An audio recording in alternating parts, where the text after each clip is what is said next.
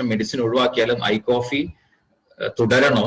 അങ്ങനെയാണെങ്കിൽ പിന്നെ എന്തിനാണ് ഐ കോഫി ഉപയോഗിക്കുന്നത് എന്നുള്ളൊരു ചോദ്യം വന്നിട്ടുണ്ട്. നല്ലൊരു ചോദ്യമാണ്. സ്വാഭാവികമായിട്ടും പല ആളുകളുടെയും മനസ്സിലുണ്ടാവും ആ ഒരു ചോദ്യം. റൈറ്റ്. ക്വസ്റ്റ്യൻ, നിങ്ങൾ ഐ കോഫി എന്തിനാണ് ഉപയോഗിക്കുന്നത് എന്നുള്ളതാണ്. ഡയബറ്റീസിന് പെർമനന്റ് സൊല്യൂഷൻ ഇല്ല. ബാലൻസ് ചെയ്ത് കൊണ്ടുപോകാൻ മാത്രമേ പറ്റുള്ളൂ. ഒരു ഓപ്ഷൻ നിങ്ങൾക്ക് ഗുളിക അല്ലെങ്കിൽ ഇൻസുലിൻ മെഡിസിൻ ഉപയോഗിച്ചുകൊണ്ട് ബാലൻസ് ചെയ്ത് കൊണ്ടുപോകാം. സ്വാഭാവികമായിട്ടും ഈ ഷുഗർ ഡയബറ്റീസ് കൊണ്ടുണ്ടാവുന്ന ആഫ്റ്റർ എഫക്ട്സ് അതിനെ പ്രിവെന്റ് ചെയ്യാൻ ഈ ഇൻസുലിൻ മതിയാവില്ല അല്ലെങ്കിൽ ഗുളിക മതിയാവില്ല. കോംപ്ലിക്കേഷൻസ് കൂടുമ്പോൾ വീണ്ടും നേരത്തെ പറഞ്ഞ പോലെ മെഡിക്കൽ എക്സ്പെൻസ് കൂടും, ശാരീരിക അസ്വസ്ഥതകൾ കൂടും, ഇതെല്ലാം സഹിക്കേണ്ടി വരും.